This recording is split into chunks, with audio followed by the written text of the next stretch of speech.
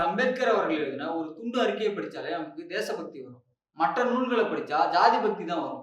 ஜாதி பக்தி வந்தா நம்ம பாடுபட்டு வாங்கின இந்த சுதந்திரம் நம்ம கிட்ட வராது அப்படின்னு டாக்டர் அம்பேத்கர் அவர்கள் சொல்றாங்க. இந்து மத பக்தி ஜாதி பக்தியோட இருந்தாக்கா சுதந்திரம் நமக்கு இல்லைன்னு தான் அர்த்தம்.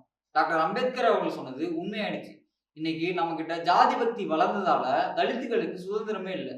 அவங்க மீது வன்கொடுமைகள் ஏவப்படுது. டாக்டர் அம்பேத்கர் அவர்கள் எழுதின சட்டம் மட்டும் நமக்கு இல்லைனாக்கா தலித்துகள் வாழ்ற பகுதிகளை ஒரு மாவட்டங்களா கான்ட்ராக்டுக்கு விட்டுருப்பாங்க.